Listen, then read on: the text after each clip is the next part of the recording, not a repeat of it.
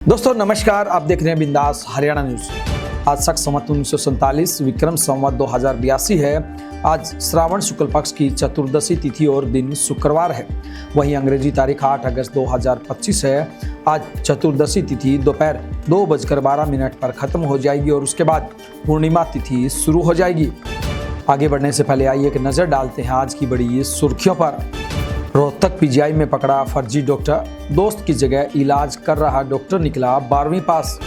पिता ने बेटी पर फेंका एसिड, मोदी ने ट्रंप को दिया जवाब, बोले किसान पशुपालकों के हितों से नहीं करेंगे समझौता। राहुल गांधी ने बताया हरियाणा में क्यों हारी कांग्रेस। अमेरिका में 100 साल में हुआ सबसे ज्यादा टैरिफ, हर अमेरिकी को सालाना 2 लाख का हुआ नुकसान। SYL मुद्दे पर भड़के पूर्व सीएम भूपेंद्र सिंह हुड्डा। अब CISF में हर साल भर्ती होंगे 14,000 जवान। पत्नी ने बहन के देवर से करवाया पति का मर्डर, 50,000 में हुआ था सौदा। हरियाणा में प्राइवेट हॉस्पिटलों के हड़ताल पर जाने से बढ़ी सरकार की मुश्किलें। अचानक सरकारी स्कूल में पहुंचे शिक्षा मंत्री महिपाल ढांडा। जींद के 9 लोगों से हुई 5.5 करोड़ की ठगी। सहकारी सोसाइटी कार्यालय पर किसानों ने जड़ा ताला। बच्चे से शारीरिक संबंध बनाने वाली महिला टीचर की जमानत याचिका हुई खारिज। राहुल गांधी का आरोप, बोले इलेक्शन कमीशन ने बीजेपी के साथ मिलकर चुराया चुनाव। इंटरनेशनल खिलाड़ी पूजा की हुई बिजनेसमैन से सगाई। बताएंगे आज कैसा रहेगा आपके इलाके में मौसम का मिजाज। मैं हूं आपका अपना दोस्त अजय लोहान नारनौंदिया और अब खबरें विस्तार से। रोहतक पीजीआई में मरीजों का इलाज करते हुए एक फर्जी डॉक्टर पकड़ा गया है। वह अपने दोस्त की जगह मरीजों का इलाज कर रहा था। युवक का दोस्त 1 साल के लिए UK से MBBS करने के बाद रोहतक पीजीआई में इंटर्नशिप करने के लिए आया था, लेकिन उसने अपनी जगह दोस्त को भेज दिया। पकड़े गए युवक की पहचान सोनीपत के निजामपुर माजरा गांव के रहने वाले साहद के रूप में हुई है। वह 12वीं पास है। पुलिस उससे पूछताछ कर रही है। पुलिस ने दोनों के खिलाफ मामला दर्ज कर लिया है। भिवानी में एक पिता ने अपनी बेटी पर तेजाब डालकर हत्या की कोशिश की। इसके बाद उसने बेटी को पानी की टंकी में डाल दिया और ढक्कन लगाकर खुद ऊपर खड़ा हो गया ताकि बाहर आवाज़ न आए। सूचना मिलते ही पड़ोसी मौके पर पहुंचे और लड़की को पिता के चंगुल से छुड़वाया। लड़की का रोहतक पीजीआई में इलाज चल रहा है। पुलिस ने शिकायत के आधार पर आरोपी पिता को गिरफ्तार कर लिया है। कोर्ट में पेश कर उसे जेल भेज दिया गया है। पुलिस का कहना है कि घर खर्च को लेकर बाप बेटी में विवाद हुआ था। वह बेटी पर शक भी करता था। अमेरिका की तरफ से भारत पर 50% टैरिफ लगाने के अगले ही दिन प्रधानमंत्री नरेंद्र मोदी ने साफ कहा कि हमारे लिए किसानों का हित सबसे ऊपर है। दिल्ली में आयोजित MS स्वामीनाथन शताब्दी सम्मेलन में PM मोदी ने कहा कि मुझे पता है कि इसकी मुझे बहुत बड़ी कीमत चुकानी पड़ेगी, लेकिन मैं तैयार हूं। भारत कभी भी अपने किसानों, पशुपालकों और मछुआरों के साथ समझौता नहीं करेगा। गौरतलब है कि अमेरिका भारत के एग्रीकल्चर और डेयरी सेक्टर में एंट्री चाहता है, लेकिन भारत इसके लिए तैयार नहीं है। इसी के चलते अमेरिका ने भारत के सामानों पर 7 अगस्त से 25% टैरिफ और 27 अगस्त से अतिरिक्त 25% टैरिफ लगाने का ऐलान कर दिया है। इससे भारतीय उत्पाद अमेरिका में महंगे हो जाएंगे और उनकी डिमांड घट सकती है। कांग्रेस नेता राहुल गांधी ने एक प्रेजेंटेशन के जरिए वोटर लिस्ट में धांधली के गंभीर आरोप लगाए हैं। करीब 1 घंटे 11 मिनट के प्रेजेंटेशन में राहुल ने कई राज्यों की बात की, जिसमें हरियाणा का भी जिक्र हुआ। राहुल ने कहा 24 में हरियाणा विधानसभा चुनाव में कांग्रेस सिर्फ 8 सीटों पर 22,789 वोटों से हार गई। उन्होंने स्क्रीन पर हरियाणा का नक्शा दिखाते हुए कांग्रेस और भाजपा की जीती हुई सीटें बताई। राहुल का दावा था कि एक विधानसभा में 1 लाख नए वोटर जोड़ दिए गए। 12 से 15% वोट कैसे बढ़ गए? जब जीत हार का फर्क सिर्फ 2 से 4% वोट का हो तो ये गड़बड़ी बहुत मायने रखती है। राहुल ने चुनाव आयोग पर गंभीर आरोप लगाते हुए कहा कि इस तरह की गड़बड़ियों की वजह से कांग्रेस को हार का सामना करना पड़ा। हालांकि उन्होंने किसी एक विधानसभा का नाम नहीं बताया, न ही आंकड़ों के पीछे कोई खास सबूत पेश किए। अमेरिकी राष्ट्रपति डोनाल्ड ट्रंप ने अपने दूसरे कार्यकाल में पहली बार विदेशी सामानों पर टैरिफ लगाने का ऐलान किया। इसका सीधा असर अमेरिका के शेयर बाजार पर भी पड़ा।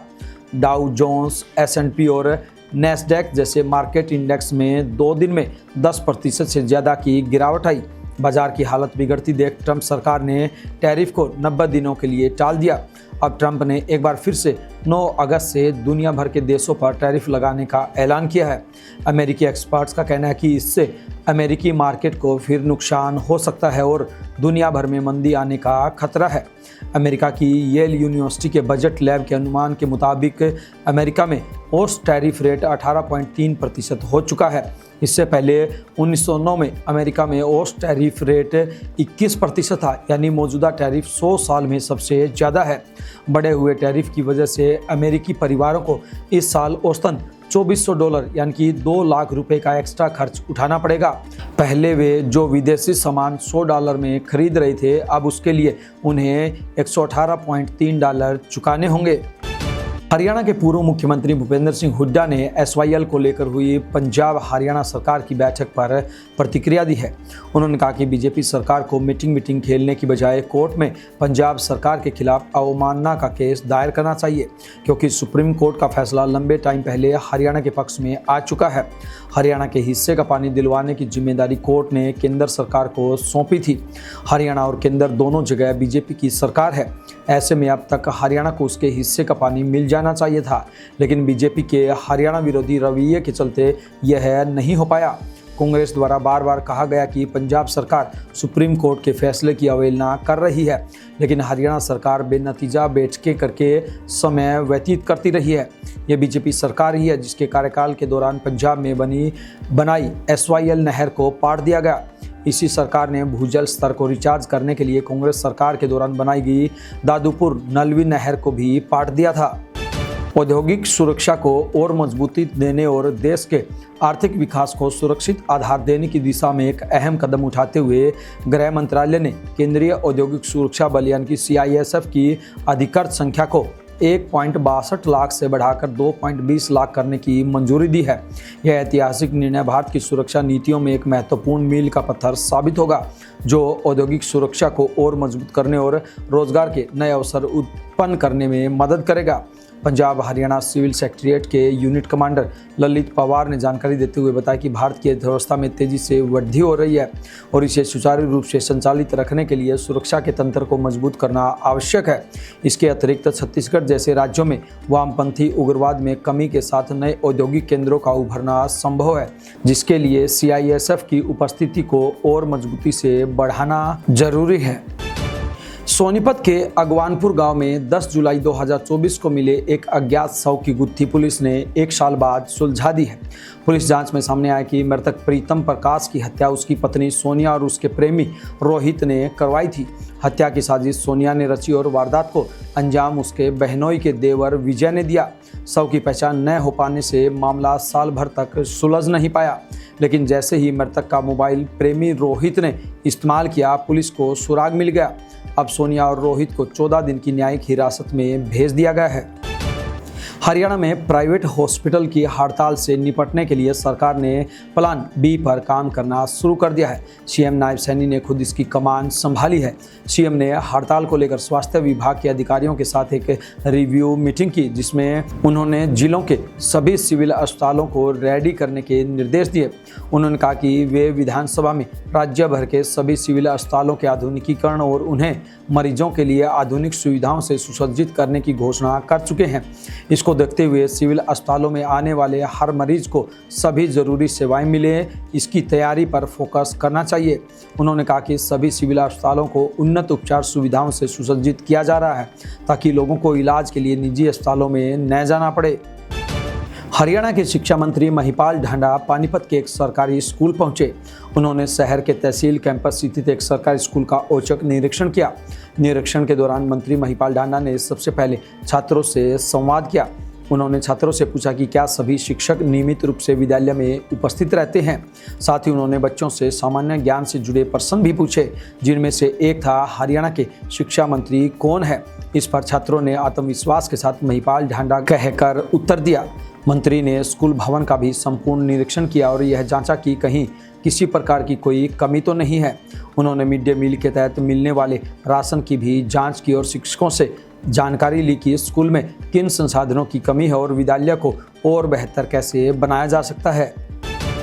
जींद जिले में रुपए दोगुना करने और डॉलर में कमाई का झांसा देकर करीब 5.5 करोड़ रुपए की ठगी का मामला सामने आया है।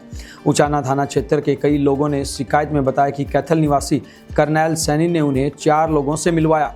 सुनील वर्मा, भरत जोशी, विपिन जोशी और मयूर जोशी, इन सभी ने IGT ग्लोबल ट्रेंड नाम की एक फर्जी कंपनी के जरिए निवेश कराकर दोगुना रिटर्न और ARMA टोकन नाम की क्रिप्टो करेंसी में कमाई का झांसा दिया। पुलिस ने आरोपियों पर धोखाधड़ी की धाराओं में केस दर्ज कर जांच शुरू कर दी है। हिसार जिले के बास क्षेत्र में धान की फसल के लिए आवश्यक यूरिया खाद की भारी किल्लत से परेशान किसानों का गुस्सा फूट पड़ा। सीसर, खरबला और रोशनखेड़ा गांव के किसानों ने एकजुट होकर गांव की सहकारी सोसाइटी यानी पैक्स कार्यालय पर ताला जड़ दिया और जोरदार विरोध प्रदर्शन किया। किसानों का कहना है कि पिछले कई दिनों से पैक्स पर न तो यूरिया मिल रही है और न ही DAP। फसल की महत्वपूर्ण अवस्था में खाद न मिलने से धान पीली पड़ने लगी है। इससे पैदावार पर गहरा खतरा मंडरा रहा है। अधिकारियों की ओर से कोई ठोस कदम नहीं उठाए जाने से किसानों की नाराजगी बढ़ गई है। भारतीय किसान संघर्ष समिति के प्रदेश अध्यक्ष विकास सीसर ने बताया कि खाद की किल्लत के कारण किसान दर दर भटक रहे हैं। पैक्स पर एक भी बैग यूरिया नहीं मिल रही है, इसलिए मजबूर होकर उन्हें पैक्स के गेट पर ताला लगाकर विरोध करना पड़ा। गुरुग्राम में नामी स्कूल की लेडी टीचर की जमानत याचिका फास्ट ट्रैक कोर्ट ने खारिज कर दी है। फास्ट ट्रैक कोर्ट में छात्र का यौन शोषण करने वाली टीचर के वकील ने 4 अगस्त को जमानत याचिका दायर की थी, जो 6 अगस्त को लंबी बहस के बाद खारिज कर दी गई। गुरुग्राम के नामी स्कूल की लेडी टीचर ने अपने ही नाबालिग स्टूडेंट का यौन शोषण किया था। लेडी टीचर पर आरोप है कि वह एग्जाम में अच्छे नंबर दिलाने का लालच देकर छात्र को अपने घर पर बुलाती और फिर जबरन शारीरिक संबंध बनाती थी। घर ही नहीं, कई बार तो टीचर ने छात्र को होटलों में भी बुलाया था। इस दौरान छात्र ने कई वीडियो भी बनाए थे, जिनके आधार पर ही पुलिस ने केस दर्ज किया था। हरियाणा की इंटरनेशनल रेसलर पूजा ढांडा ने हिसार के बिजनेसमैन अभिषेक बुरा से सगाई कर ली है। हिसार के ताज पैलेस में सगाई समारोह हुआ। इसी जगह 13 नवंबर को दोनों की शादी भी होगी। पूजा की अरेंज मैरिज है। रिश्ता उनके पिता अजमेर ढांडा ने तय किया। पूजा इस वक्त हिसार में सीनियर कुश्ती ट्रेनर है। वो कॉमनवेल्थ और यूथ ओलंपिक में भारत के लिए मेडल जीत चुकी है। उन्हें दंगल फिल्म का ऑफर भी मिला था, जिसे उन्होंने ठुकरा दिया था। चलिए अब जानते हैं आपके शहर में आज कैसा रहेगा मौसम का मिजाज। जी हाँ, हरियाणा में आज सुबह का तापमान 26 डिग्री है। हवा, नमी और अन्य मौसम की स्थितियों जैसे कारकों को ध्यान में रखते हुए तापमान 28 डिग्री जैसा महसूस हो सकता है। हरियाणा में सुबह बारिश की संभावना 0% है और हवा की गति 5 किलोमीटर प्रति घंटा रहेगी। दोपहर के समय तापमान 34 डिग्री और यह 40 डिग्री जैसा महसूस होगा। 14 किलोमीटर प्रति घंटे की हवा की गति के साथ आर्द्रता लगभग 55% रहेगी। शाम के समय बारिश की संभावना 74% है। साथ ही हवा की गति 19 किलोमीटर प्रति घंटा रहने की संभावना है। ये थी बिंदास हरियाणा पर बड़ी खबरें। अब दीजिए आपके अपने साथी अजय लोहान नारनौंदिया को इजाजत। नमस्कार।